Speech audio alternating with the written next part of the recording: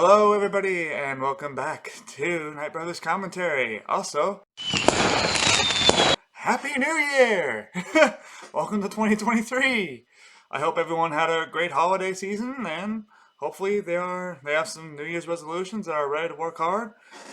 And I don't know, just see what the year takes us. So, with that in mind, I am going to be really I'm hopefully going to be trying to get this YouTube channel really kind of up and running once again, like I promised back in basically November, I believe, if I remember right.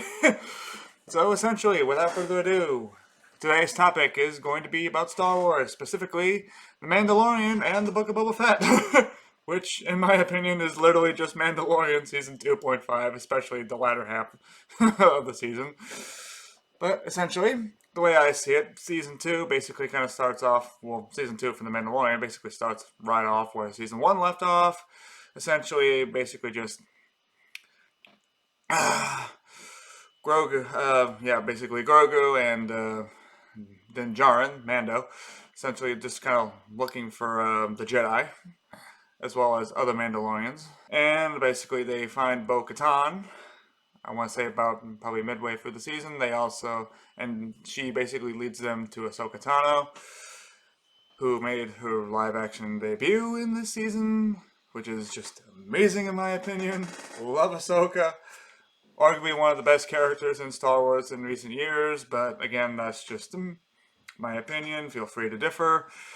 And basically, she kind of rejects teaching Grogu, basically just over what happened with Anakin. And essentially, they basically go off to this one planet where Grogu basically force chimes someone, and later gets captured by Moff Gideon, and then basically kind of teams up with Fennec Shan, Boba Fett, Cara Dune, and they kind of basically all work together to break Bill Mayar's character Mayfield out of prison, and in order to get the intel where Moff Gideon is, they do so, but Mayfield basically kills his former commanding officer and just starts a massive fight after transporting a whole bunch of Rhydonium. And then basically the team basically goes off and fights Moff Gideon and a whole bunch of Dark Troopers, and Luke Skywalker shows up and saves the day and takes Grogu to help start with his Jedi training. That's basically the gist of what you really need to know for Mandalorian Season 2. Just kind of like a nice little quick refresher for Season 3, which is basically coming out in March of this year.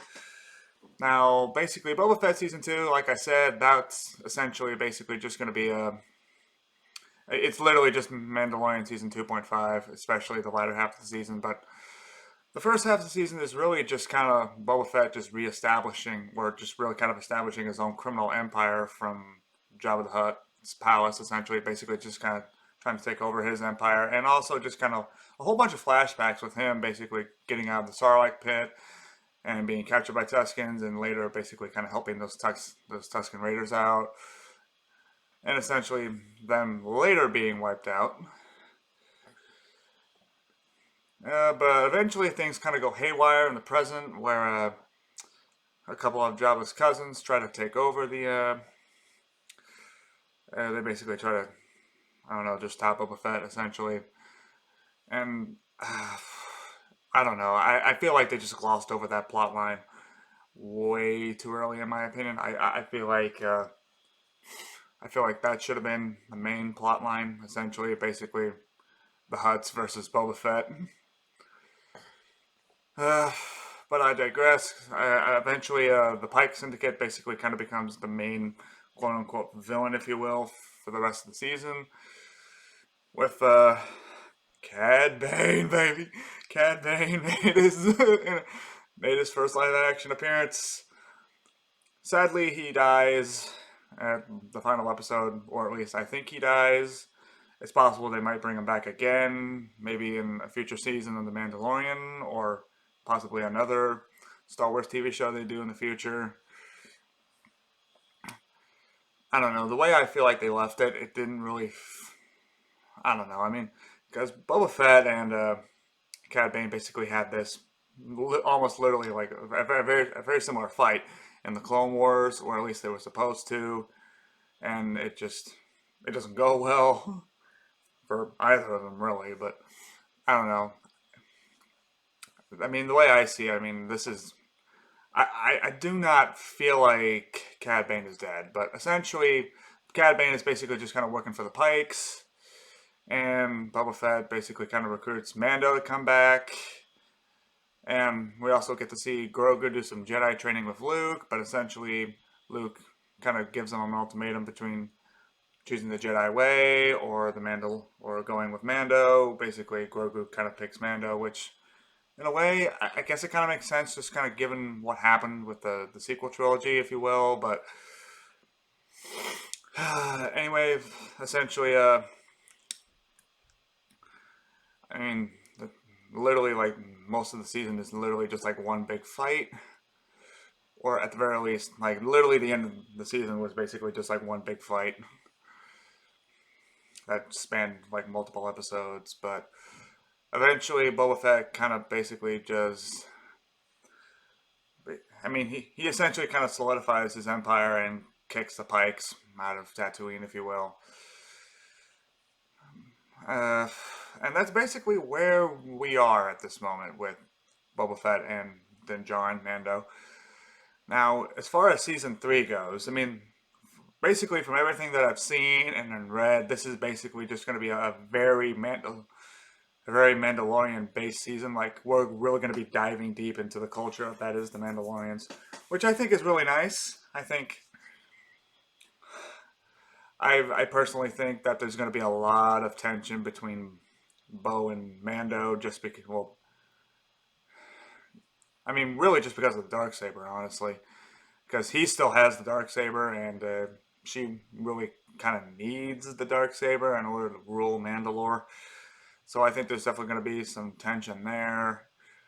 Possibly he's going to be Din's going to be seeking help from Grief Karga, basically Carl Weathers' character, just based on the trailer. I mean, I think one of the guy that doctor guy is going to from the final episodes of Mando season two. I mean, he's back, and I think he's going to try to break Moff Gideon out of New Republic custody. Or I don't know. That was just a feeling that I got from the trailer personally, but. Uh,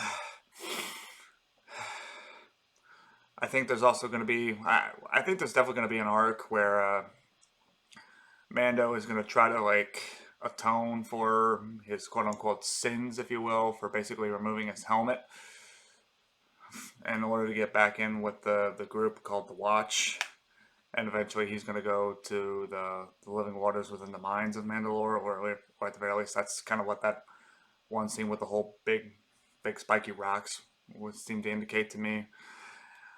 Whether or not he actually does it, I'm not really sure because I don't know. Being exposed to Bo is I don't know.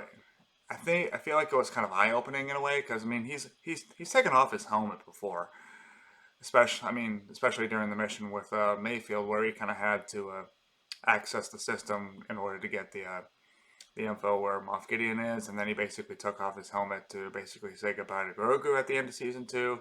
So for him, I mean, I don't know. I guess he's kind of starting to break away from that brainwashing, if you will. But overall, I do feel like this season is definitely going to be a little bit more streamlined and a lot more intense than the previous two seasons were, and I think that's a good thing. You know, I feel like it's really kind of time for the Mandalorian to really kind of take that more. I mean, the less episodic approach and more. I don't know. Really kind of tell the story of like both Mando as well as the Mandalorian culture and how basically the Empire kind of destroyed Mandalore and how the Empire kind of remorphs itself into the First Order and how the New Republic kind of becomes how and basically kind of what happens with the New Republic. I mean, that's something that I really kind of I think we kind of that I hope we see. Maybe not necessarily in this season, but possibly future seasons, or maybe like a new show And that's like a Mandalorian spinoff show, if you will. I mean, they were talking about it with Rangers of the New Republic and Cara Dune being part of that. Though the whole thing with Gina, I think is just. I mean, I hate to get political on in these episodes, but I do feel like what happened to her was really kind of unjust, sadly. But I mean, it's just the way that it is. Anyway, I do feel like this upcoming season of Mando is going to be really good. I have high hopes for it, and if you have any differing thoughts, or if you have any ideas that you want to present in the comments, please let me know down below. I would like to know. I really do try to read these comments as much as I can. So until then, Night Brothers Commentary, signing out.